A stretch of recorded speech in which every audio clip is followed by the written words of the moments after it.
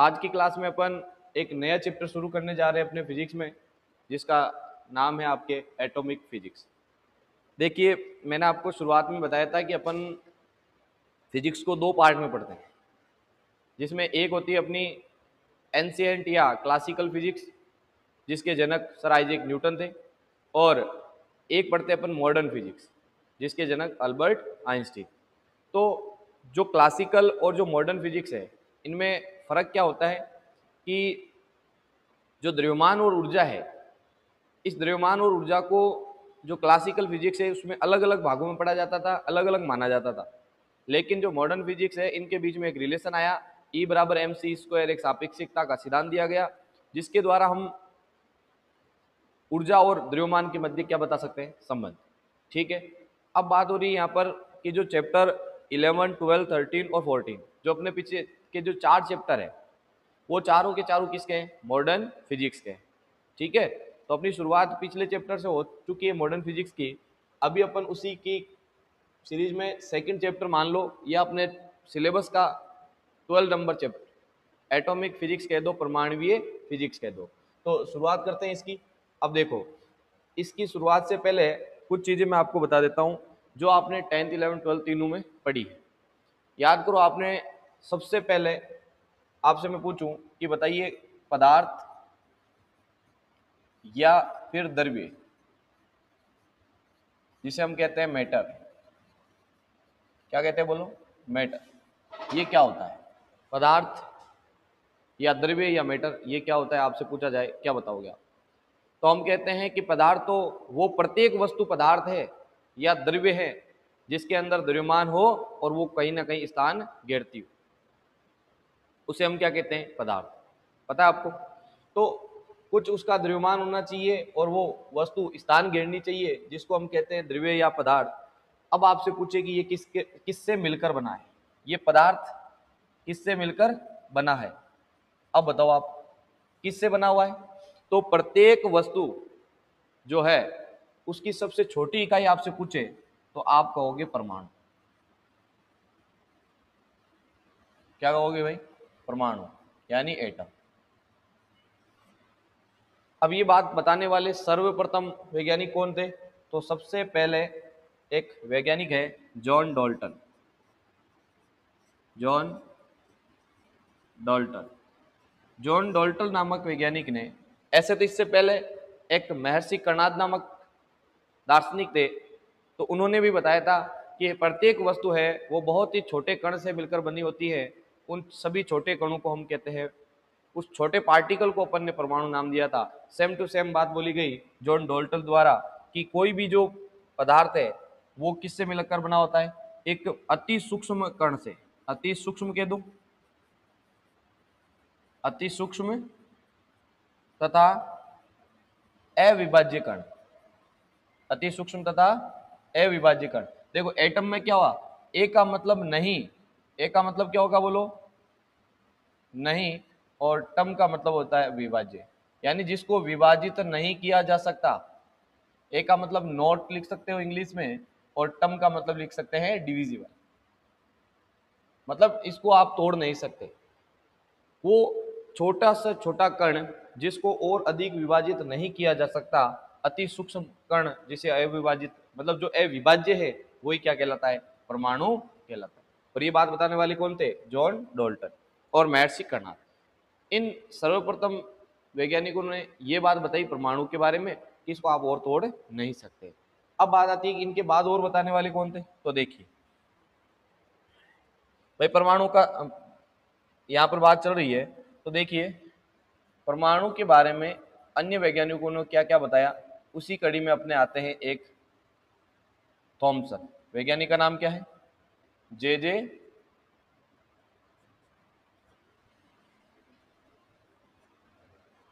जे J Thomson. Thompson कह दो या थॉमसन कह दो, बात एक ही। अब जे जे थॉमसन ने क्या बताया भाई, महर्षि कर्णाद और जॉन डाल्टन, इन्होंने कहा कि सबसे छोटा कण कौन होता है बताओ? परमाणु होता है। लेकिन लगभग 1900 ईस्वी के आसपास आपके जे जे थॉमसन द्वारा इलेक्ट्रॉन की खोज हुई। क्या कर दी गई? इलेक्ट्रॉन की खोज। फिर इसके बाद में प्रोटॉन की भी होगी और फिर न्यूट्रॉन की भी होगी। अब ध्यान से समझना बात,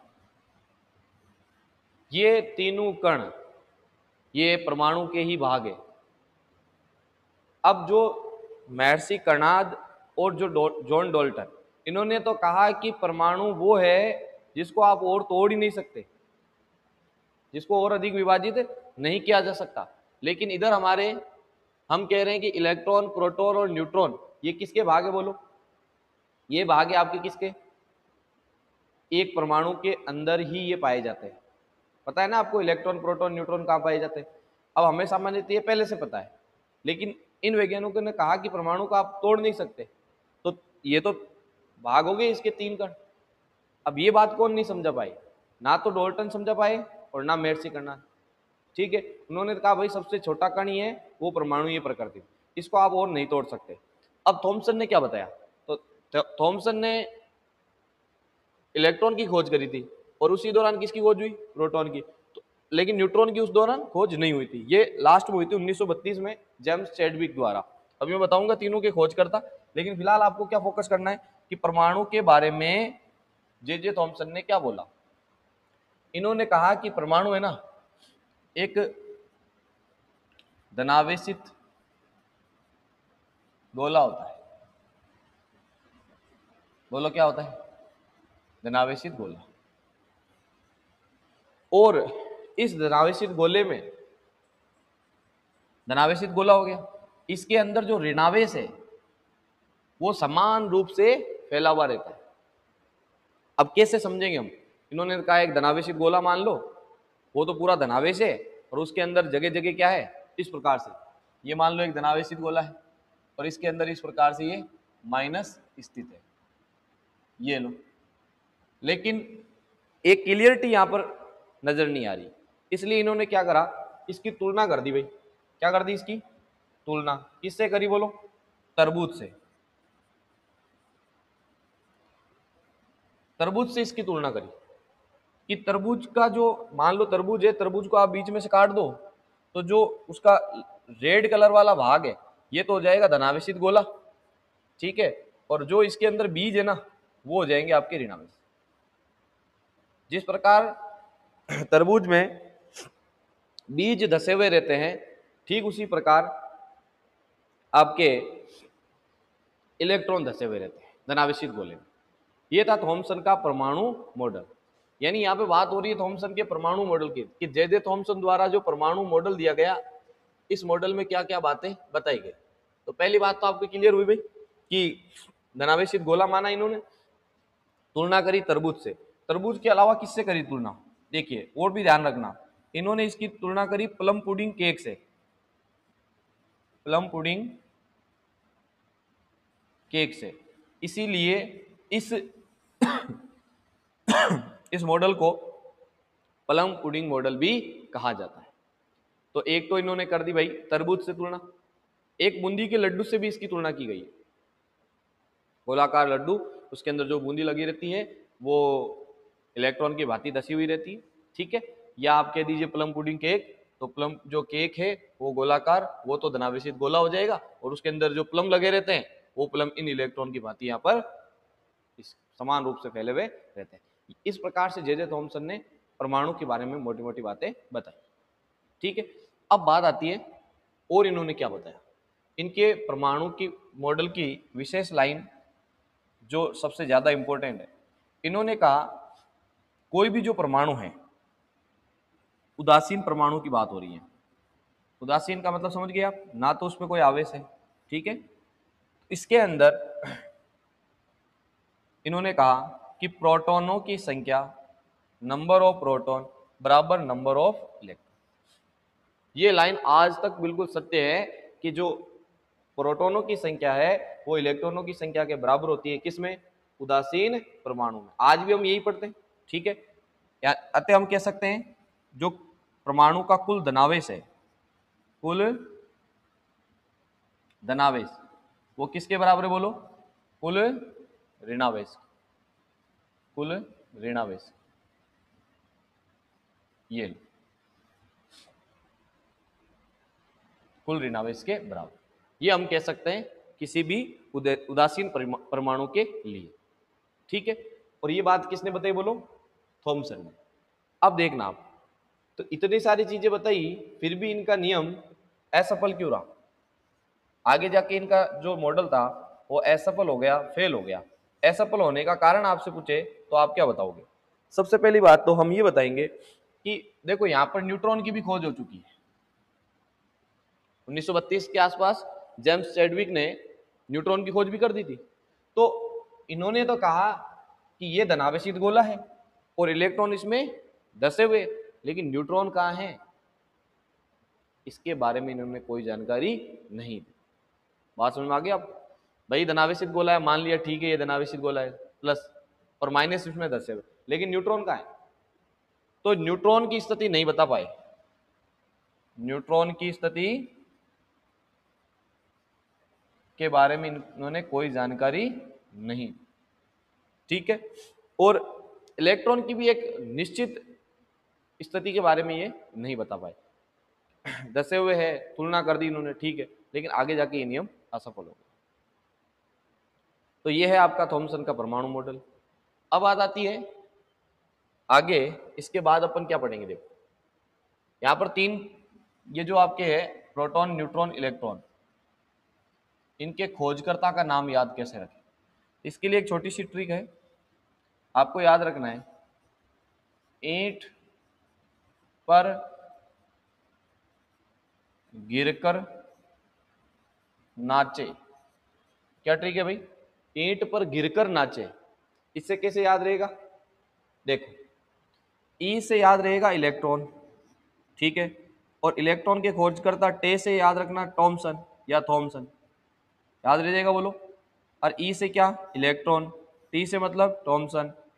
अब देखो आगे, पर से पी, पी मतलब प्रोटॉन, पर से क्या? प्रोटॉन, और गिरकर से जी का मतलब gold stone, gold steel, gold steel, ठीक है। पर का पी लिया वो प्रोटॉन हो गया, गिर का गे लिया गोल्ड स्टीन हो गया, और लास्ट में क्या बच गया? नाक का मतलब ने से न्यूट्रॉन, और चे का मतलब जेम्स से चैडविक, ये हो गया जेम्स चैडविक। तो ईंट पर गिरकर नाचे, इलेक्ट्रॉन का थॉमसन, और प्रोटॉन का गोल्डस्टीन, और न्यूट्रॉन का आपके हो जाएगा चैडविक। इस प्रकार से तीनों कणों के वैज्ञानिक या खोजकर्ता के नाम याद रखें और थॉमसन का परमाणु मॉडल आपको याद रखें। अब बात करते हैं, ये तो असफल हो गया, लेकिन इसके बाद की बात कि इसके बाद किसने नियम दिया, कौन सा मॉडल आया? तो अगला है, वेरी इंपॉर्टेंट कर लेना, रदरफोर्ड। कौन है भाई? रदरफोर्ड का परमाणु मॉडल, परमाणु मॉडल। अब अगले वैज्ञानिक कौन है बोलो? रदरफोर्ड, जिन्होंने दिया था परमाणु मॉडल। इसी का सेकंड नाम और याद रखना आप, इसे कहते हैं अल्फा कर्ण प्रकीर्णन प्रयोग, अल्फा कर्ण प्रकीर्णन प्रयोग। और तीसरा नाम एक और याद रख लेना, जो है आपका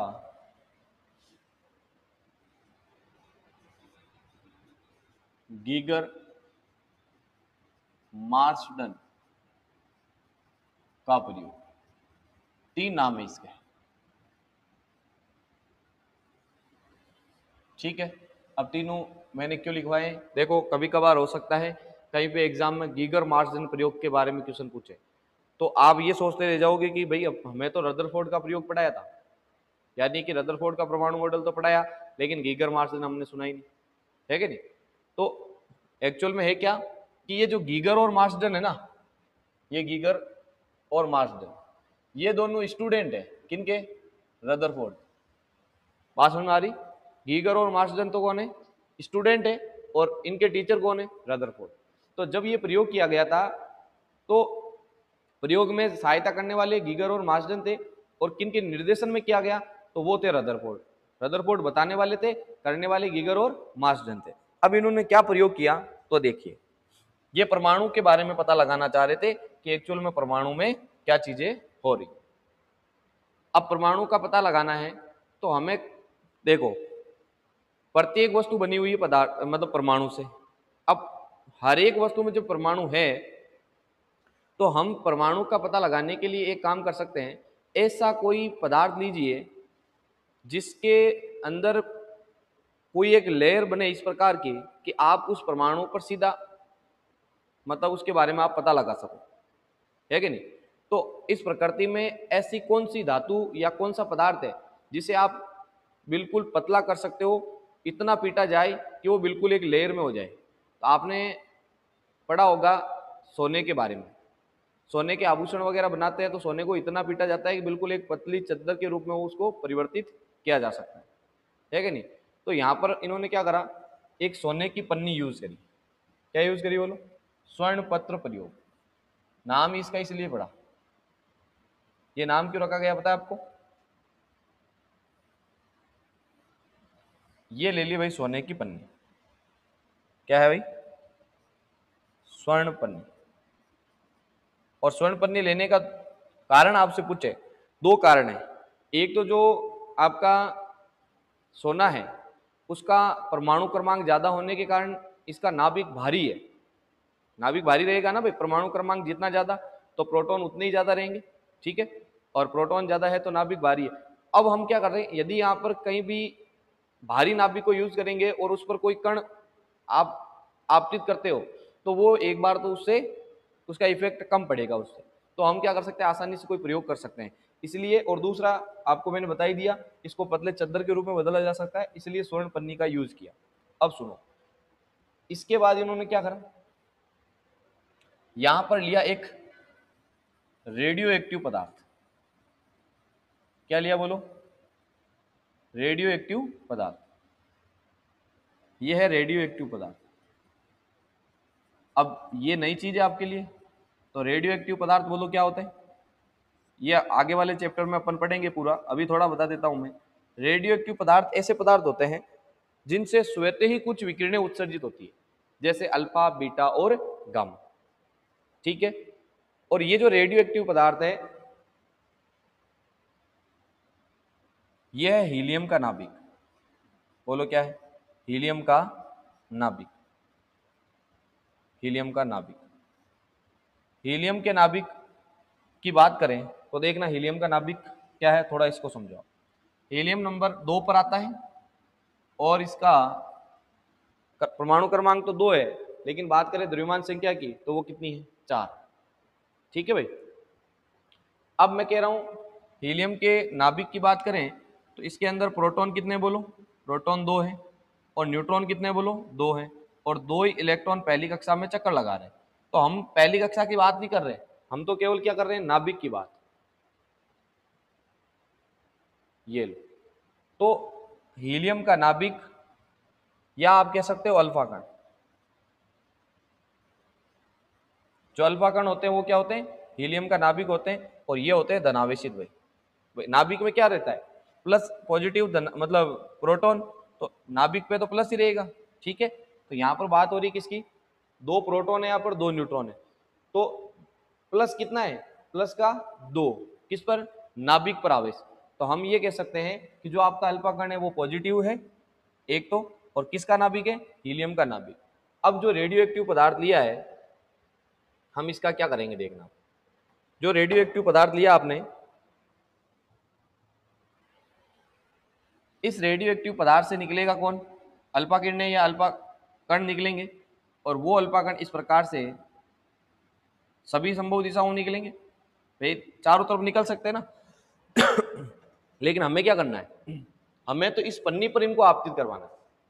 अब पन्नी पर आपतित कराने के लिए हमने क्या करा, इसको इस प्रकार से एक बॉक्स में बंद कर दिया। ये लो, एक बॉक्स में बंद कर दिया। अब क्या होगा कि ये जो बॉक्स है इससे निकलने वाले जो अल्फा कण है वो इधर उधर तो नहीं जाएंगे, केवल इधर सामने ही जा पाएंगे। अब दूसरी बात एक और यहाँ पर क्या करा अपन ने, एक काम और कर दिया अपन ने, यहाँ अपन ने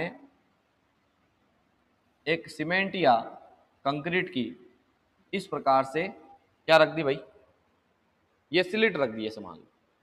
अब ये स्लिट रखने से क्या फायदा होगा कि जो इधर से ये अल्फा कण निकले ना, जब अल्फा कण इस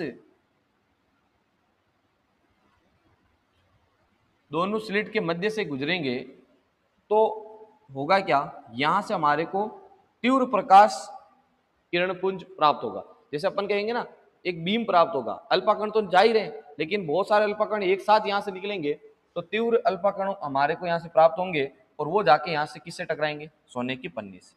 अब ध्यान से समझना बात। और इसके बाद अपन ने एक और काम करा है, पहले इस प्रायोगिक संरचना को आप समझिए। यहां अपन ने क्या रखा बोलो,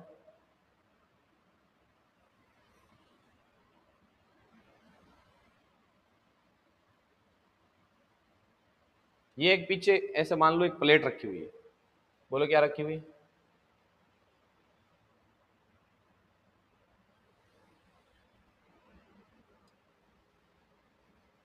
ऐसे मान लो, ऐसे ये तिरछी ऐसे रखी हुई, ठीक है। अब क्या होगा देखना, या आप चाहो तो ऐसे बना सकते हो इसको, बोले ऐसे मान लो ये ऐसे खड़ी है इस प्रकार से। अब हो क्या रहा है कि जब यहां से ये अल्पा कणों की बीम किससे जाके टकराएगी, सोने की पन्नी से। ये क्या है, स्वर्ण पन्नी है, इससे टकराएगी। तो क्या देखा गया कि ये जो Z N S zinc sulphide की परत, जिंक सल्फाइड की परत है ये, जिस पर यदि कोई कण आएगा तो ये क्या उत्पन्न करेगी, चमक उत्पन्न करेगी। तो यहां पर भी सेम टू सेम वही होता है क्या है भाई, जब ये अल्फा कण यहां से टकरा कर जब इधर आगे जाकर इससे टकराएंगे तो यहां पर क्या उत्पन्न करेंगे, बोलो चमक, क्या उत्पन्न करेंगे, चमक उत्पन्न करेंगे। जेड की परत है वो चमक उठेगी, चमकेगी। अभी ये जो मैंने दर्शाया आपके सामने ये है पूरा इसका प्रायोगिक व्यवस्था है, ऐसे मान लो, जिसमें अपन ने अल्फा कण लिया, मतलब एक रेडियो एक्टिव पदार्थ लिया, हीलियम का नाभिक अल्फा कण जो धनावेशित है, और यहाँ पर आपके ये जो क्या है ब्लॉक रखा हुआ है सीमेंट या कंक्रीट की एक दो स्लिट, जिससे ये बीम प्राप्त हो सके। अब यहाँ जब सोने की पन्नी से टकराएंगे तो इन्होंने देखा कि जब इस पन्नी से होकर कुछ अल्फा कण पार होंगे वो जेड की परत से टकराएंगे तो वहां पर क्या उत्पन्न होंगे, चमक उत्पन्न होगी, ठीक है, जिसको अपन यहाँ पर्दा कह दो या जेड की परत है, इस पर अपन आसानी से इसको प्राप्त कर लेंगे। अब इस प्रयोग को कोई डिस्टर्ब नहीं करना चाहिए, इसके लिए क्या करा इन्होंने, इस पूरे प्रायोगिक व्यवस्था को किसमें बंद कर दिया बोलो, इन्होंने बंद कर दिया निर्वात चैम्बर। बोलो किसमें बंद कर दिया, ये बंद हो गया भाई निर्वात चैम्बर। ये पूरा जो प्रयोग है वो किसमें हो रहा है, निर्वात में। ये बात भी आपको ध्यान में रखना है। अब सुनिए आप, अब होता क्या है यहाँ पर देखो, इन्होंने क्या देखा वो मैं यहाँ पे बता रहा हूं। तो एक तो अपन क्या लिखेंगे बोलो, एक तरफ तो लिखेंगे अपन प्रेक्षण, बोले एक तरफ तो क्या लिखेंगे, रदरफोर्ड प्रयोग के ऑब्जर्वेशन प्रेक्षण, ठीक है, और दूसरी तरफ लिखेंगे इसके परिणाम कि क्या हमारे को रिजल्ट मिले, ठीक है भाई। तो ये चीजें लिखेंगे इसको देखते हुए। तो क्या देखा गया, सबसे पहले लाइन को ध्यान से सुनिए। इन्होंने ये देखा कि जब ये अल्फा कण इस पन्नी से गुजरते हैं तो ज्यादातर जो चमक है वो इस पन्नी की सीध में, यानी ये जो बीम है इसकी बिल्कुल इस सीध में चमक उत्पन्न होती दिखती है ज्यादातर।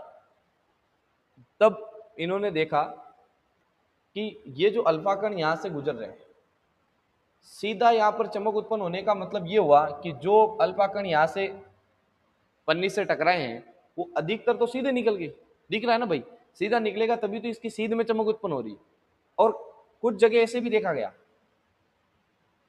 कुछ जगह क्या देखा गया कि जो आपके चमक उत्पन्न हो रही है वो इधर तिरछी भी उत्पन्न हो रही है, यहां पर भी चमक उत्पन्न हो रही है। तब इन्होंने देखो पहला निष्कर्ष तो सॉरी प्रेक्षण क्या था, लिख भी देता हूं, चलो साथ साथ में लिख देता हूं। पहले प्रेक्षण की बात करें,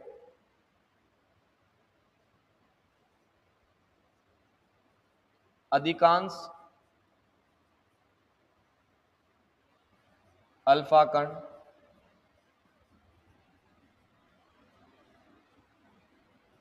सोने की पन्नी से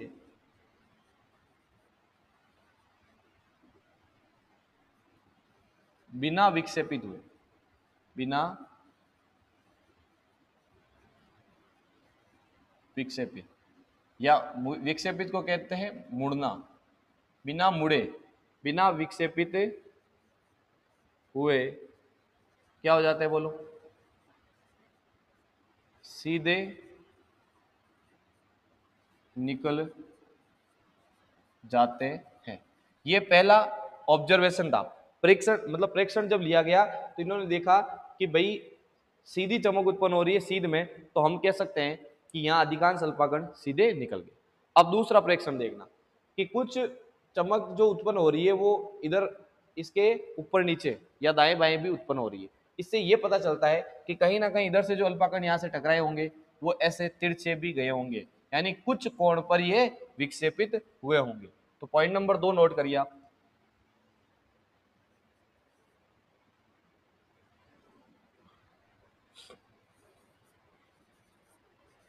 बहुत कम अल्फा कण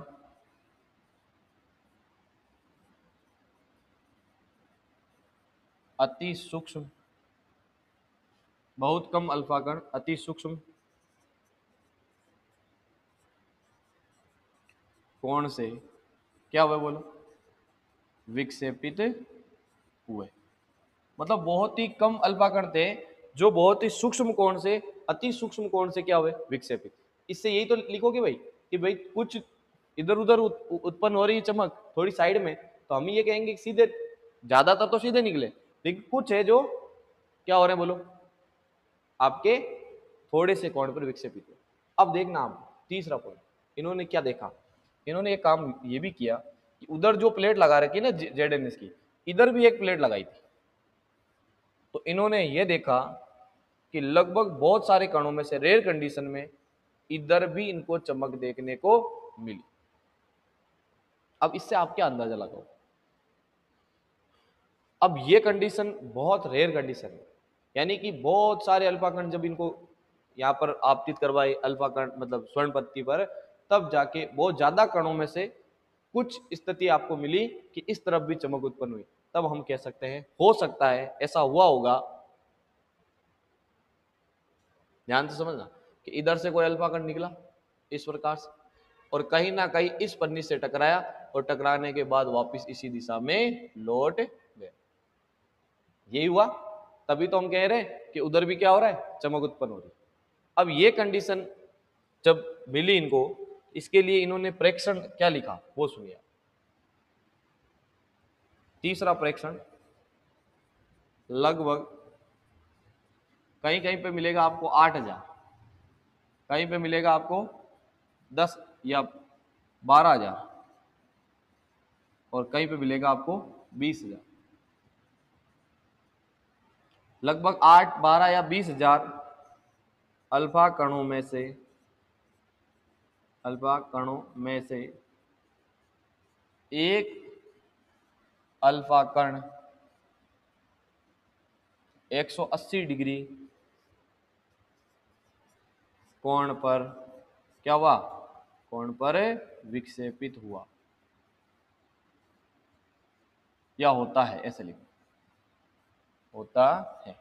बात समझ भाई, यानी 8 या 12 या 20,000 में से एक अल्फा कण ऐसा था जो गया आगे जाके टकराया, सोने की पन्नी से टकराया और वापस उसी दिशा में लौट आया। आगे बात आपकी समझ। ये 3 प्रेक्षण लिए गए और इन 3 प्रेक्षणों के आधार पर 3 निष्कर्ष निकाले गए। 3 निष्कर्ष यानी कि परिणाम निकाले गए। देखना परिणाम नंबर 1, आप एक बात बताओ, अधिकांश अल्फा कण सोने की पन्नी से सीधे निकल गए। तो मैं कह रहा हूं मान लो आपने कहीं पे एक सामने जगह है और आपने उधर उस जगह की तरफ पत्थर फेंका मान लो, और पत्थर बिल्कुल सीधे जा रहे हैं, ना तो आपको टकराने की आवाज आ रही है, ठीक है, फेंक रहे हो आगे जा रहे हैं, तो हम कहेंगे जहां अपन ने फेंका ना बीच में कुछ भी नहीं है, खाली जगह है, यही तो कहेंगे। तो उसी के आधार पर इन्होंने फर्स्ट जो परिणाम निकाला वो निकाला कि परमाणु का अधिकांश भाग क्या होता है, रिक्त या खोखला, अधिकांश भाग रिक्त या क्या होता है बोलो, खोखला होता है।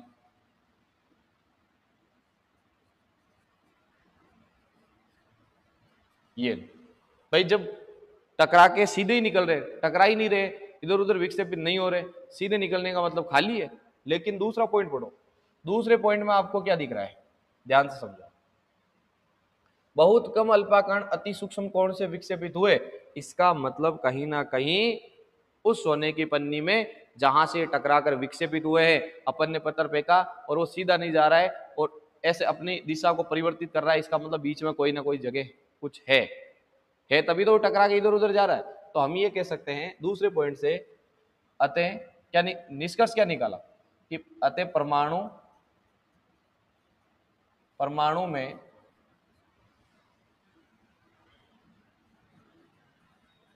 अति सूक्ष्म स्थान पर इसका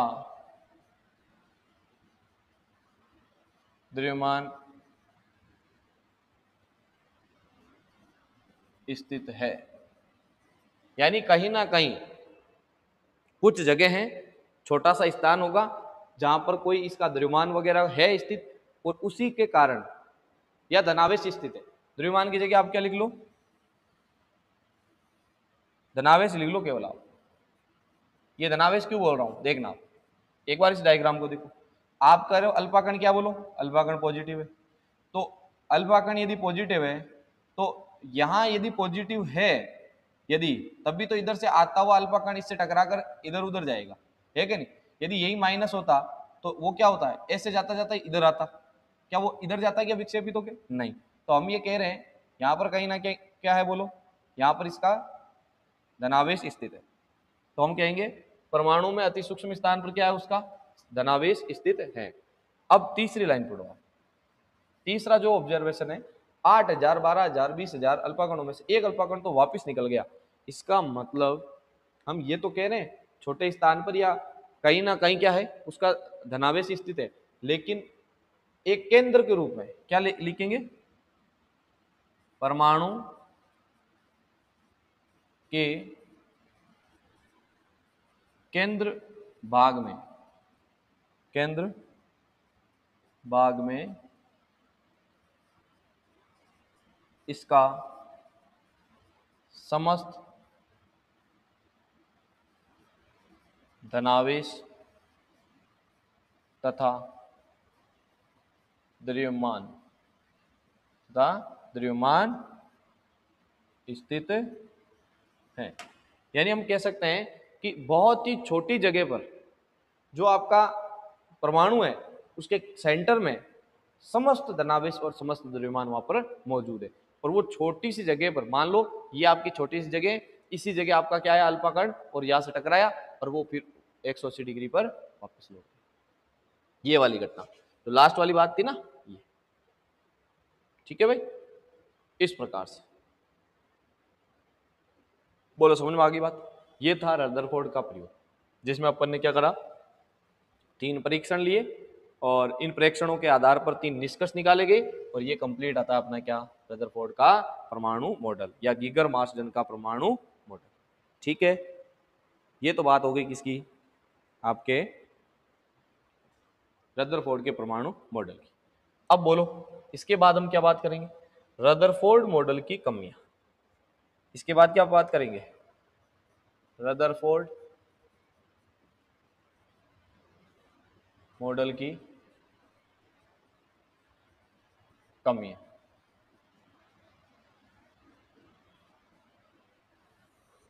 कमियों की बात करेंगे तो देखो इसके लिए क्या है। सबसे पहली बात तो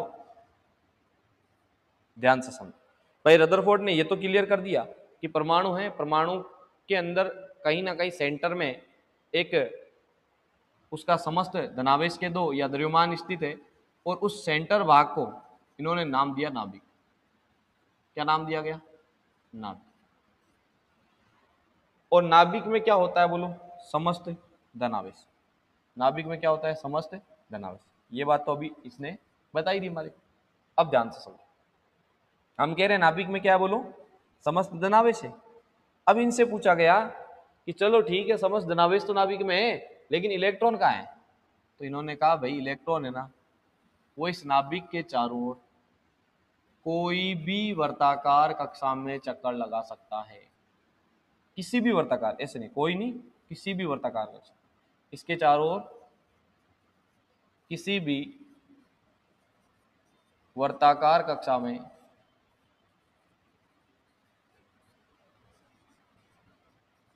चक्कर लगा सकता है। ये बात जैसे बोली और इनका खेल खत्म हो गया। क्यों भाई? जब इनसे पूछा गया, देखना आप, इन्होंने कहा बिल्कुल सेंटर में नाभिक है, नाभिक में धनावेश है और इसके चारों ओर इलेक्ट्रॉन चक्कर लगा रहे और कोई सी भी वर्ताकार कक्षा में ये चक्कर लगा सकता है। जब कोई सी की बात आई तो इन्होंने कहा फिर एक बात बताओ, एक वैज्ञानिक थे मैक्सवेल,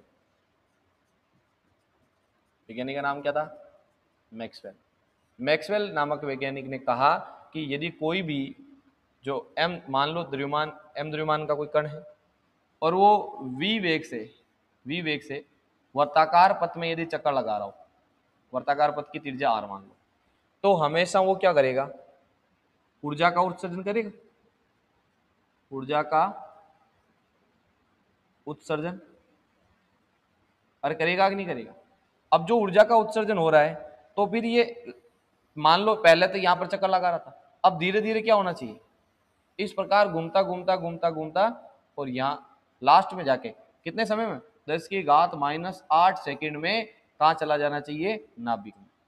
यानी हम कह सकते हैं कि इसका जो पथ है वो क्या होना चाहिए? सर्पिलाकार हो जाएगा और सर्पिलाकार होकर ये नाभिक में गिर जाएगा। ऐसा होना चाहिए। एक बात तो ये मैक्सवेल ने पूछी। दूसरी बात और यहीं पे सुन लो ध्यान से, आप कह रहे हो परमाणु के अंदर नाभिक मान लिया, इलेक्ट्रॉन पे माइनस बिल्कुल मान लिया, प्लस माइनस के बीच में क्या होता है? प्लस माइनस के बीच में आकर्षण होता है, पहले चैप्टर में पढ़ा दिया। अब ये आकर्षण हो रहा है तो ये नाभिक तो इसको अपनी ओर खींचेगा और ये इलेक्ट्रॉन नाभिक में आके मिल जाना चाहिए और परमाणु का अस्तित्व खत्म हो जाना चाहिए। क्या ऐसा होता है? ये जब रदरफोर्ड से पूछा गया तो ये दोनों ही आंसर नहीं बता पाए। सबसे बड़ी कमी तो इनकी ये थी, इन्होंने कह दिया किसी भी वर्ताकार कक्षा में चक्कर लगा सकता है। ऐसा नहीं हो सकता। यदि किसी भी वर्ताकार कक्षा में चक्कर लगाएगा तो फिर वो यहाँ चक्कर लगा रहा है, इसके बाद धीरे धीरे धीरे धीरे घूमता घूमता घूमता घूमता कहाँ आना चाहिए? नाभिक में गिर जाना चाहिए और इसमें बहुत कम समय में ये गिर जाना चाहिए।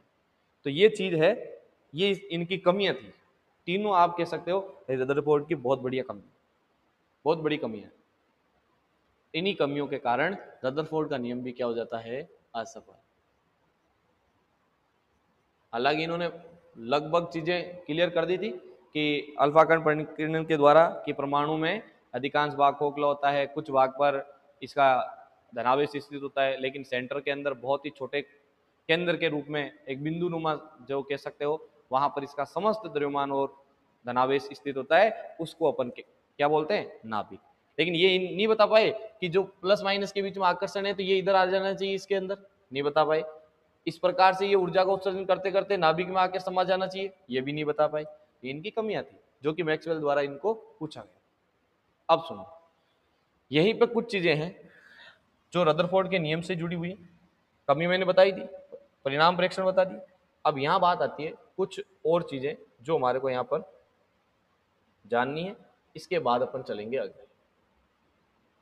अब देखो इसमें क्या जानना है। एक तो यहां पर आपको पता रहना चाहिए,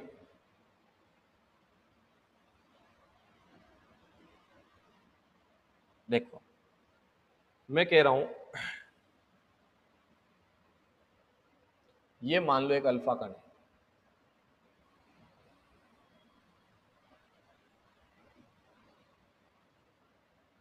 ये अल्फा कण,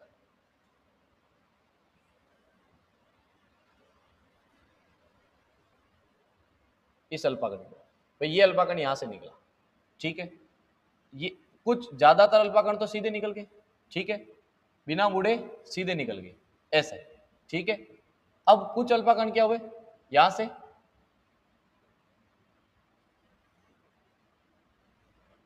ये इसको थोड़ा मैं बड़ा करके बता देता हूँ आप इस प्रकार से।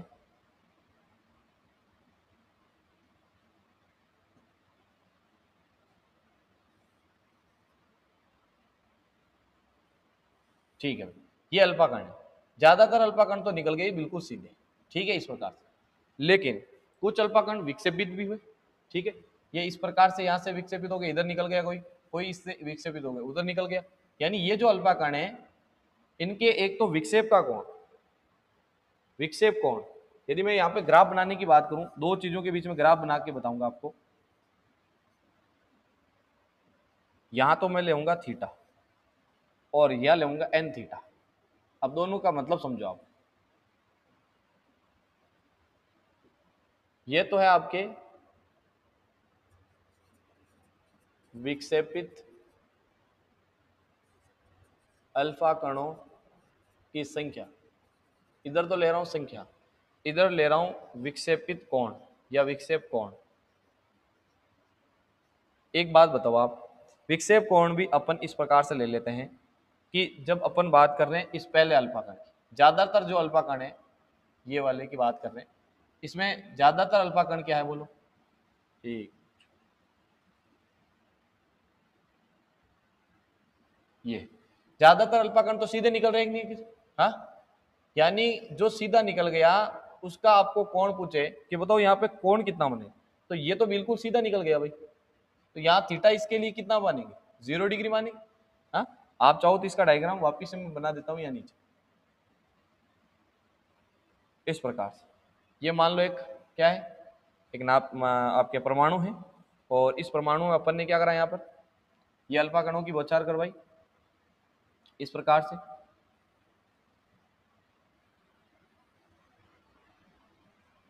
ये वापस इसी दिशा में लौट गया,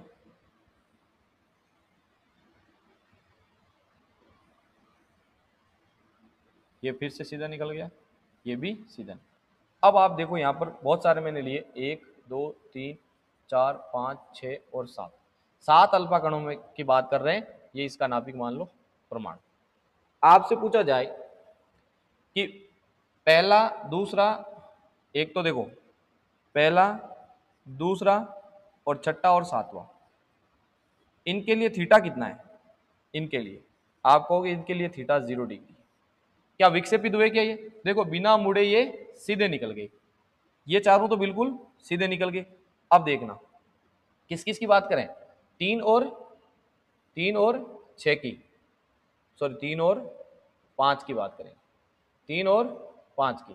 तो 3 व 5 के लिए आपसे पूछे कोण कितना है, 3 व 5 के लिए कोण, तो आप ये कहोगे इनके लिए जो थीटा है वो 0 डिग्री से तो बड़ा है लेकिन 180 डिग्री से छोटा है कि नहीं?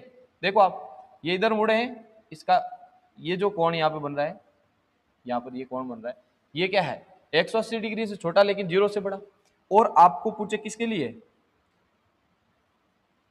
चौथे अल्फा कण के लिए, आप कहोगे थीटा की वैल्यू 180 डिग्री। अब बताओ यहां मैं 0 डिग्री ले रहा हूं, यहां मैं 90 डिग्री ले रहा हूं, और यहां मैं 180 डिग्री ले रहा हूं। अब बताओ सबसे ज्यादा अल्फा कण कौन से? आप कहोगे 0 डिग्री वाले सबसे ज्यादा 4, फिर 0 और 180 के बीच में वो कितने हैं? 2, और 180 वाला कितना है? मात्र 1 है। इसलिए जो ग्राफ की लाइन बनेगी यहाँ पर, वो ग्राफ की लाइन इस प्रकार से बनेगी। ये ग्राफ का जो रेखा है ये हमें ये बताती है 0 डिग्री पर सबसे ज्यादा है अल्फा कण जो 0 डिग्री पर विक्षेपित हो रहे हैं। जैसे जैसे कोण बढ़ाओगे वैसे वैसे आप पाओगे कि अल्फा कणों की संख्या घट रही है, और लास्ट में 180 पर जाओगे तो मात्र आपको एक अल्फा कण ही मिलेगा जो क्या है 180 डिग्री पर विक्षेपित हो रहा है।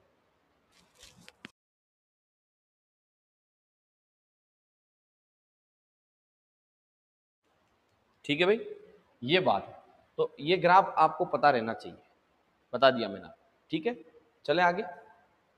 अब और इसमें क्या बच गया बात, तो इसके अंदर बचता है, अगली हेडिंग डाल दीजिए आप,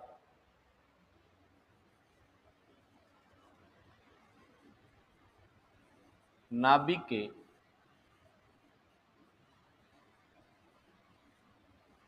निकट पहुंचने की न्यूनतम दूरी, न्यूनतम दूरी।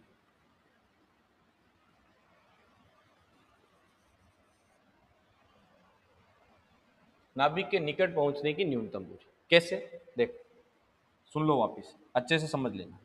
मैं कह रहा हूं ये है आपका एक परमाणु, परमाणु के अंदर ये है नाभिक, और नाभिक में हमें पता है क्या होता है, पॉजिटिव। ठीक, अब ध्यान से सुनिए, यहां मान लेते हैं रेडियो एक्टिव पदार्थ है, फिर यहां से क्या निकलेगा, अल्फा कण। क्या निकलेगा बोलो, अल्फा कण। और ये अल्फा कण आपका चला यहां से,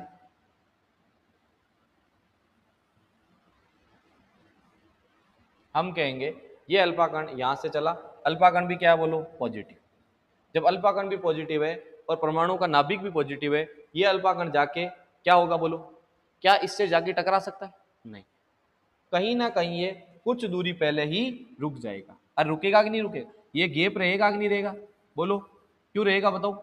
नाभिक और अल्फा कण के बीच में गैप रहने का कारण क्या है, आप कहोगे सर ये भी प्लस है, ये भी प्लस है, प्लस प्लस के बीच में क्या होगा, प्रतिकर्षण। अब हम कहेंगे मान लो ये अल्फा कण है आपका, यहां से आ रहा, आते आते ये यहां तक जाएगा, इसके बाद आगे नहीं जा, यहां नहीं जा सकता। क्यों, क्योंकि ये भी क्या है प्लस, और आगे भी प्लस है, प्लस प्लस के बीच में क्या होता है, प्रतिकर्षण। तो ये भले कितनी अनंत से आए और कितनी स्पीड से आए, यहाँ आके ये रुक जाएगा इस प्रकार से, इससे आगे ये नहीं जा सकता, क्योंकि ये भी प्लस है और ये भी प्लस। और जहां जाके ये रुका लास्ट में, ये जहां जाके ये रुका, और ये नाभिक, नाभिक और इसके रुकने के बीच की जो दूरी है, यही कहलाती है निकट पहुंचने की न्यूनतम दूरी। ये हमें निकालनी, बिल्कुल आसान सी बात है। ठीक है, कैसे निकालेंगे, देखो भाई, ये क्या बोलो, अल्फा कण। अल्फा कण की बात करें तो ये होता है क्या बोलो, ये होता है हीलियम का नाभिक, हीलियम का नाभिक। और हीलियम के नाभिक में बताओ क्या होते हैं, 2 प्रोटॉन और 2 ही न्यूट्रॉन। तो न्यूट्रॉन पर आवेश है नहीं, तो आवेश से नहीं है तो हमें इसका कोई मतलब नहीं है, हम 2 प्रोटॉन को लेके चलेंगे, क्योंकि यहाँ आवेश की बात होगी। ठीक है भाई, देखना कैसे। अब ये है आपका अल्फा कण, और ये जो बीच की दूरी है, मैं मान लेता हूँ बहुत ज्यादा दूरी पर है, अनंत दूरी पर है, ऐसे। अब हम दोनों के बीच में बात करें कि इसकी जो ऊर्जा है, देखो कभी भी आप जब ऐसा नियम लगाओ तो वहां हमेशा ऊर्जा संरक्षण का नियम लागू होता है। ठीक है भाई, इस अल्फा कण की भी अपनी ऊर्जा है, गतिज ऊर्जा है। ठीक है, ये गति करता हुआ यहाँ पर आएगा, रुक जाएगा, तो इसकी गतिज ऊर्जा वो स्थितिज ऊर्जा में बदल जाएगी। ठीक है, लेकिन हम कहेंगे इस दौरान कुल ऊर्जा सुरक्षित रहेगी, ऊर्जा संरक्षण नियम से, ऊर्जा संरक्षण के नियम से। अब आप इसका नियम देखो, आप है क्या, यदि अपन टोटल ऊर्जा इनिशियल देखें, प्रारंभिक ऊर्जा, वो अंतिम कुल ऊर्जा के बराबर, या यहाँ फाइनल लिख दो आप चाहो तो, बात एक ही, इनिशियल और इधर फाइनल, या इधर फाइनल लिखो उधर इनिशियल लिखो, दो कोई बात। यानी ये प्रारंभिक कुल ऊर्जा है और ये प्रारंभ मतलब अंतिम कुल ऊर्जा है, प्रारंभिक कुल ऊर्जा अंतिम कुल ऊर्जा के हमेशा बराबर होगी, यही ऊर्जा संरक्षण का नियम। कुल ऊर्जा की बात हो रही है यहाँ, लेकिन हम कहेंगे यहाँ 2 चीजें काम आ रही, 2 ऊर्जाएं काम आ रही, कौन कौन सी, एक तो आ रही है काइनेटिक एनर्जी, प्लस दूसरी आ रही है पोटेंशियल एनर्जी। ये दोनों इधर इनिशियल वाली हो जाएगी, बराबर इधर फाइनल वाली लिख दो, kinetic energy final plus potential energy final, इस प्रकार से। अब आप इन सभी के सूत्र लिखेंगे तो आपको इसका रिजल्ट मिल जाएगा। कैसे, देखिए, गतिज ऊर्जा इनिशियल, तो ये बताओ ये गतिज ऊर्जा किसकी हो रही है, हम कह रहे हैं गतिज ऊर्जा अल्फा कण की, तो यहां पर लिख दो आप कि काइनेटिक एनर्जी अल्फा कण की, और वो भी कौन सी, इनिशियल, प्लस स्थितिज ऊर्जा का सूत्र पढ़ा अपन ने, याद करो आप, चैप्टर नंबर 2, आवेशों के निकाय की स्थितिज ऊर्जा, तो वो सूत्र याद रखना है आपको, वो है K Q1 Q2 बट्टे R। अब R कितनी लिखेंगे बताओ, आप कहोगे सर यहाँ R लिखेंगे अनंत, क्योंकि दूरी कितनी है, अनंत।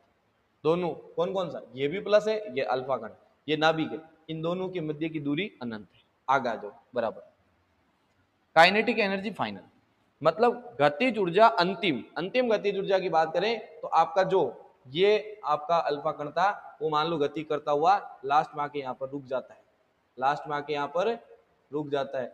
जब रुक गए अल्फा कण तो भाई गतिज ऊर्जा कहाँ है, हम कहेंगे गतिज ऊर्जा इसकी होगी जीरो।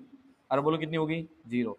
जीरो का कारण मैंने समझा दिया भाई, जब आगे जाके यहाँ पर रुकना ही है उसको तो रुके हुई चीज की तो गतिज ऊर्जा जीरो होती।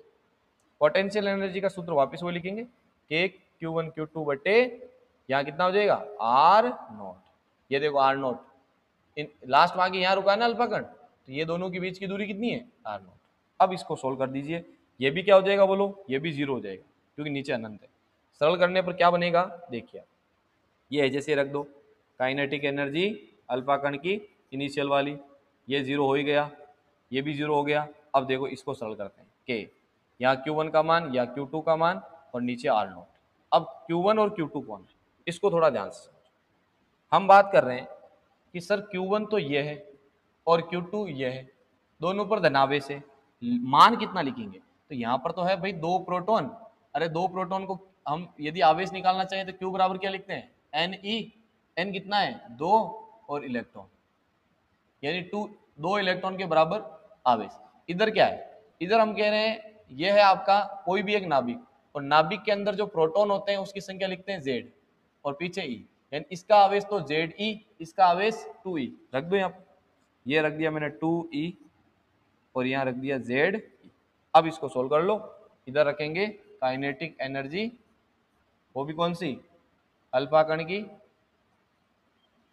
और इनिशियल वाली बराबर, यहाँ बात करेंगे के, फिर आपका आ जाएगा दो आगे सामने ले लो, ये दो तो सामने आ जाएगा, फिर के आ गया, फिर जेड आ जाएगा और ई के ऊपर स्क्वायर आ जाएगा और बटे हुए में आर नॉट।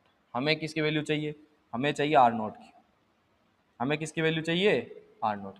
तो आर नॉट के लिए सूत्र क्या बनेगा बोलो, आर नॉट को यहाँ भेज दो, तो आर नॉट बराबर ये नीचे भेज देंगे 2k जेड ई स्क्वायर बट्टे ये नीचे जाएगा काइनेटिक एनर्जी अल्फा कण की, ठीक है, और इनिशियल। ये मैक्सिमम काइनेटिक एनर्जी की बात यहाँ पर हो सकती है। तो ये तो सूत्र है भाई, ये तो क्या है सूत्र है। अब हमें तो वैल्यू चाहिए, आर नॉट की वैल्यू कितनी होगी, तो हम क्या करेंगे, सबसे पहले जेड क्या है, जेड है परमाणु क्रमांक, बोलो क्या है जेड परमाणु क्रमांक। जेड देखो के क्या है, पहले दो का दो रहेगा, के की जगह आप लिखोगे कितना 1/4πε0, इसकी भी वैल्यू आपको पता है लिख दोगे, 9 × 10⁹ लिख दोगे।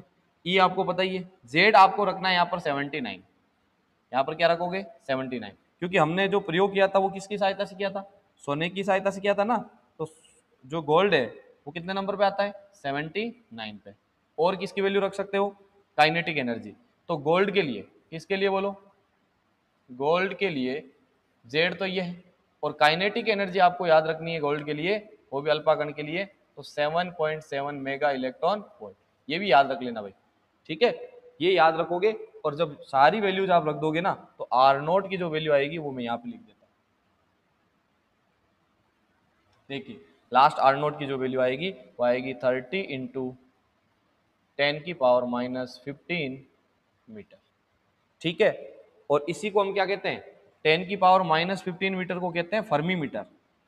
ये हो जाएगा आर नॉट बराबर लगभग आपका 30 फर्मी मीटर, ये आर नॉट की वैल्यू है। आर नॉट की वैल्यू से हम क्या निकालते हैं नाभिक का आकार, आपने पढ़ा होगा नाभिक का आकार कितना होता है, अरे 10⁻15 मीटर ये आकार होता है, ये यहां से पता चलता है नाभिक के निकट पहुंचने की न्यूनतम दूरी, जिसकी सहायता से नाभिक के आकार के बारे में भी हमारे को जानकारी मिलती है, ठीक है। ये जानकारी हमारे को कहां से मिल गई, न्यूनतम पहुंचने की न्यूनतम, ये निकट पहुंचने की न्यूनतम दूरी से, ठीक है। तो अपन ने इस हेडिंग के द्वारा क्या कर लिया, आर नॉट की वैल्यू अपन ने फाइंड कर ली, ठीक, ठीक है। तो नाभिक के निकट पहुंचने की न्यूनतम दूरी। अब जो यहाँ पर 3 कमियां बताई थी ना मैंने, ये कमी है कि किसी भी वर्ताकार कक्षा में चक्कर लगा सकता है, इस आकर्षण बल के कारण ये नाभिक में आ जाना चाहिए, और जब ये चक्कर लगाएगा तो ऊर्जा का उत्सर्जन करता है। इन तीनों को मॉडल रदरफोर्ड के मॉडल में नहीं समझा जा सका, इसलिए असफल हुआ। अब इनका जो निवारण है वो किसने किया। तो अब अपने पार्ट का सबसे मेन जो पोर्शन है वो चलने वाला है, और अगली हेडिंग जो आपकी रहने वाली है वो है नील्स, कहीं पे बोहर लिखा रहता है, कहीं पे केवल बोर लिखा रहता है, एक ही बात, नील्स बोहर की परिकल्पनाएं या क्या कह सकते हो, अभिग्रहित। इसका दूसरा नाम क्या है, परिकल्पनाओं की जगह आप नील्स बोहर के अभिग्रहित भी कह सकते हो। बात एक ही है। देखना सबसे पहला काम तो नील्स बोहर ने क्या करा, ध्यान से समझना एक एक पॉइंट को। लगभग 1913 की बात है। नील्स बोहर ने जो अपने मैक्स प्लांक का क्वांटम थ्योरी है, किसकी, मैक्स प्लांक की क्वांटम थ्योरी, उसकी सहायता से जो नियम दिए गए पहले रदरफोर्ड में, रदरफोर्ड के नियम में संशोधन किए। बोलो क्या किए, संशोधन। और संशोधन करके जो यहां पर बोला गया था, ये बोला गया था ना कि किसी भी वर्ताकार कक्षा में चक्कर लगा सकता है, या फिर आकर्षण बल के कारण ये नाभिक में आ जाना चाहिए, या फिर ये ऊर्जा का उत्सर्जन करता है। इन तीनों कमियों को दूर किया किसने, नील्स बोहर ने। कैसे किया तो सुनिए। सबसे पहला संशोधन इन्होंने क्या किया, संशोधन नंबर 1, इन्होंने कहा कि जब भी कोई इलेक्ट्रॉन नाभिक के चारों ओर कोई चक्कर लगाएगा किसी कक्षा में, तो कोई सी भी कक्षा में चक्कर नहीं लगाएगा। तो कैसे लगाएगा, तो ध्यान से सुनिए। इलेक्ट्रॉन नाभिक के चारों ओर निश्चित ऊर्जा वाली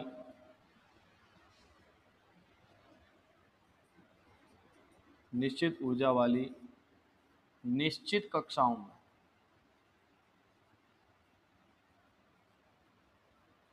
ही चक्कर लगा सकता है, चक्कर लगाता है। यानी कि पहले जो रदरफोर्ड द्वारा बोला गया कि कोई सी भी कक्षा में चक्कर लगा सकता है, नहीं, इन्होंने कहा कोई सी भी चक्कर, कोई सी भी या किसी भी चक्कर, किसी भी कक्षा में चक्कर नहीं लगा के किस में लगाएगा, फिक्स ऊर्जा रहेगी और फिक्स निश्चित कक्षाएं रहेगी। एनर्जी भी फिक्स है, कक्षा भी फिक्स है। और साथ में ये भी इन्होंने बोला संशोधन में, सुनिए, इलेक्ट्रॉन नाभिक के चारों ओर निश्चित ऊर्जा वाली निश्चित कक्षाओं में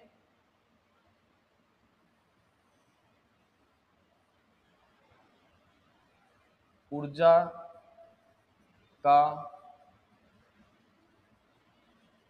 उत्सर्जन किए बिना चक्कर लगाता है। बोलो समझ में आ गई बात, अरे समझ में आई बात। इलेक्ट्रॉन नाभिक के चारों ओर निश्चित ऊर्जा वाली निश्चित कक्षाओं में चक्कर लगाएगा, और वो भी क्या, ऊर्जा का उत्सर्जन किए बिना। ऐसा नहीं है कि ऊर्जा का उत्सर्जन करेगा। तो यहां पर दो बातें क्लियर हुई।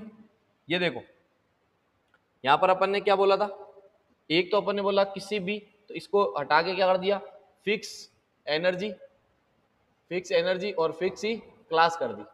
फिक्स एनर्जी वाली फिक्स ऑर्बिटल के अंदर ही आपका चक्कर लगाएगा, और साथ में ये भी क्लियर कर दिया कि वो बिना उत्सर्जन किए लगातार अपनी ही कक्षा में चक्कर लगाते रहेगा।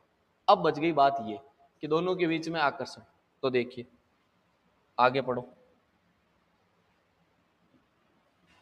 संशोधन नंबर सेकंड संशोधन क्या किया कि इलेक्ट्रॉन उन्हीं कक्षाओं में चक्कर लगा सकता है, उन्हीं कक्षाओं में चक्कर लगा सकता है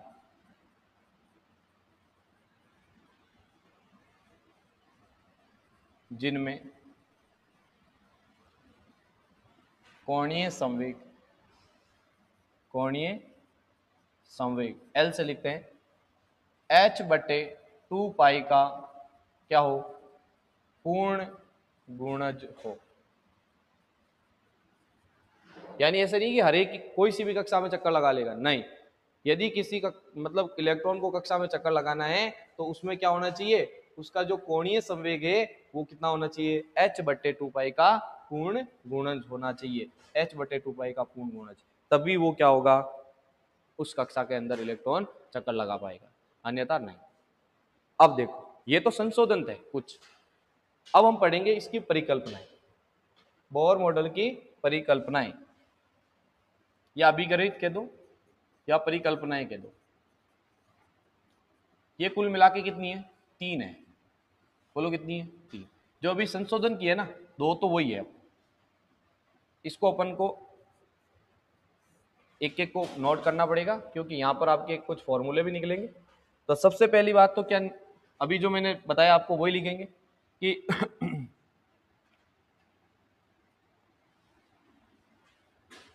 इलेक्ट्रॉन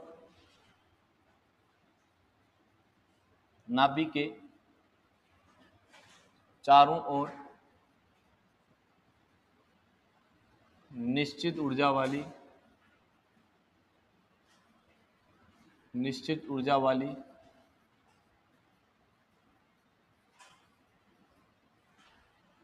निश्चित कक्षाओं में ही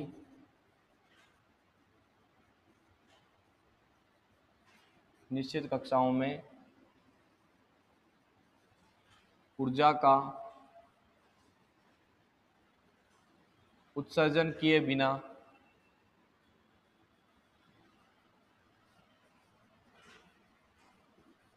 चक्कर लगाता है। एक तो ये है। दूसरा देखो, दूसरी परिकल्पना,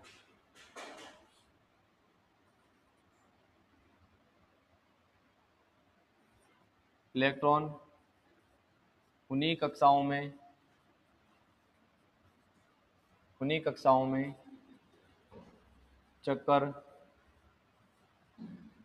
लगा सकता है जिनमें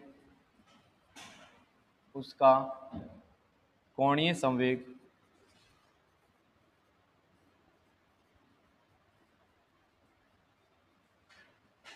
h/2 का पूर्ण गुणज हो, पूर्ण गुणज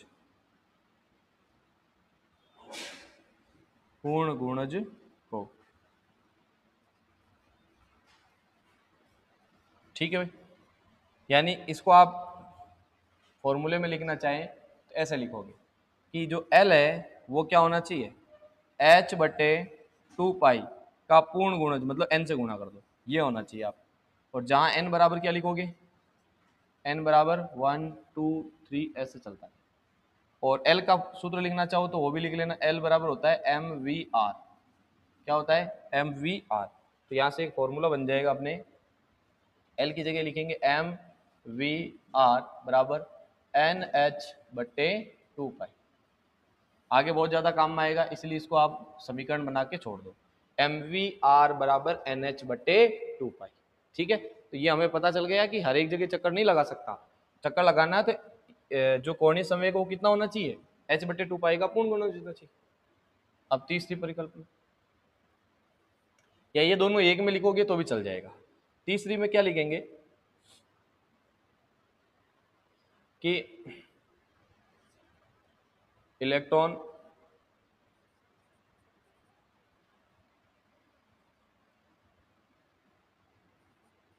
अपनी कक्षा में चक्कर लगाते समय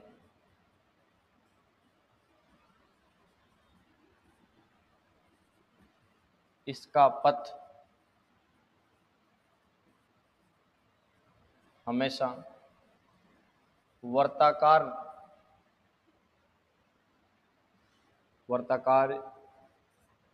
ही रहेगा, क्योंकि इलेक्ट्रॉन तथा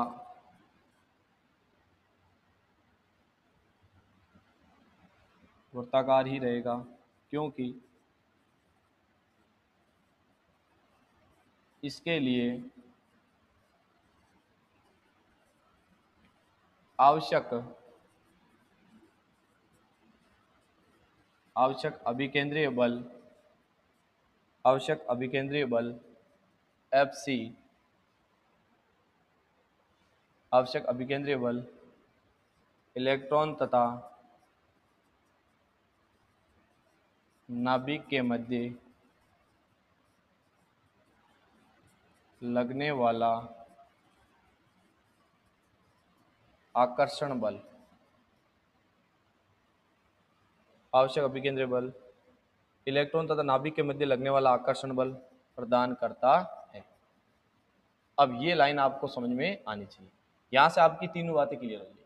देखो क्या, ये तो आप फर्स्ट और सेकंड को एक में लिखोगे तो भी चल जाएगा, अलग अलग लिखो तो भी, कुल मिला के 3 में लिखना है। तो मैं अभी आपको समझा दूंगा कि 3 में कैसे लिखना है। अभी फिलहाल मैंने 3 पॉइंट लिखे हैं। एक तो लिखा कि नाभिक के चारों ओर निश्चित कक्षा वाली, निश्चित ऊर्जा वाली कक्षाओं में चक्कर लगाएगा, उत्सर्जन नहीं करेगा ऊर्जा का, और क्या होना चाहिए उसमें आपका जो कोणीय संवेग है वो h/2π का पूर्ण गुणन होगा। अब यहाँ लिखा इलेक्ट्रॉन अपनी कक्षा में चक्कर लगाते समय इसका पथ हमेशा वर्ताकार होगा। क्यों? वर्ताकार पथ में तभी कण घूम सकता है जब उस पर कोई अभिकेंद्रीय बल कार्य करेगा। बात यही है। अब अभिकेंद्रीय बल कार्य करेगा, इसका मतलब ये हुआ अभिकेंद्रीय बल तो खुद में कोई बल नहीं होता, इसकी जगह कोई दूसरा बल आके भूमिका निभाता है इसकी। यहां अभिकेंद्रीय बल की भूमिका कौन निभाएगा? इलेक्ट्रॉन और नाभिक के मध्य जो आकर्षण बल लगता है ना, ये इसकी भूमिका निभाएगा। इसीलिए हम लिखेंगे कि यहां जो लगने वाला Fc है, Fc वो किसके बराबर होगा? Fe। ये नाभिक के आकर्षण बल के बराबर होगा। ठीक है, अब सूत्र लिखो। Fc का सूत्र तो क्या होता है? mv² r बराबर Fe। Fe को आप क्या लिखते हो बताओ? Fe का मतलब है इलेक्ट्रॉन और नाभिक के बीच। तो ये है इलेक्ट्रॉन, मान लो ये चक्कर लगा रहा है, ये इसका नाभिक है धनावेश, इसका तो आवेश E है, लेकिन इसका जो नाभिक का आवेश लिखा जाता है Jd से। तो यहाँ लिख देना K(Q1 Q2 बटे r²। ठीक है, अब इस सूत्र में मान लिखिए सबके, तो mv² r बराबर K का K, Q1 की जगह इलेक्ट्रॉन है, Q2 की जगह नाभिक है, इसका मतलब Ze हो जाएगा, और बटे में r का स्क्वायर। अब जो कट रहा है काट दो, इस r से एक बार घात कैंसिल हो जाएगी, लास्ट में जो सूत्र बचेगा देखना, सूत्र को लिखिए एक बार। यहाँ बचा mv² बराबर, यहाँ क्या है? यहाँ है आपके K Ze² बट्टे क्या बच गया? r। अब आप चाहो तो यहाँ से किसका मान निकाल लो, यहाँ से आप निकाल लो r की वैल्यू। ठीक है, या तो निकाल लो आप r की वैल्यू, इस साइड में लिख देता हूँ, यहाँ लिखा जाए तो देखो क्या है, r को यहाँ भेजेंगे, r बराबर क्या बनने वाला है? K Ze² बट्टे mv² नीचे आ जाएगा, mv² नीचे, ये r की वैल्यू है। तो जैसे समीकरण 1 ये है, तो इसको समीकरण 2 बना देना, क्योंकि आगे जब डेरिवेशन करेंगे वहां ये बहुत ज्यादा काम में आने वाला। ये r है आपके इस वर्ताकार पथ की त्रिज्या, K आपका कांस्टेंट है, Z परमाणु क्रमांक है, E का मान पता है, M का मान पता है, और V आपको कहीं ना कहीं दिया रहेगा, ये अपन ज्ञात करेंगे। तो ये जो बातें करी अपन ने, तीनों पॉइंट जो लिखे, ये है आपके बोर नियम की परिकल्पनाएं कह दो, या बोर के अभिग्रहित कह दो। ठीक है, एक साथ देख लो इन तीनों को।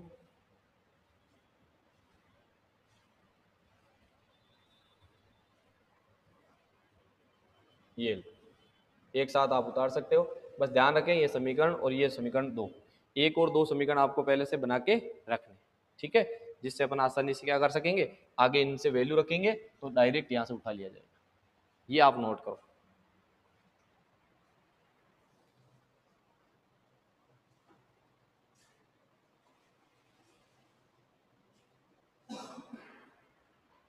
कर लिया भाई नोट? तो इस प्रकार अपन ने आज 3 मॉडल पढ़े परमाणु के बारे में, थॉमसन का परमाणु मॉडल, फिर आपका रदरफोर्ड का परमाणु मॉडल, और उसके बाद में जो कमियां रही वो नील्स बोर ने थोड़ी सुधार करी। अब अपन अगली क्लास में, लगभग आधा चैप्टर हो गया, तो अब अगली क्लास में अपन चैप्टर को खत्म भी करेंगे और साथ में कुछ क्वेश्चन भी करेंगे, और जो इसके पॉइंट रह गए हैं, इसके कुछ डेरिवेशंस है वो अपन करेंगे अगले वीडियो में, और उन पर आधारित कुछ क्वेश्चन। ठीक है, तो मिलते हैं अगली क्लास में, तब तक के लिए आप सभी को जय हिंद,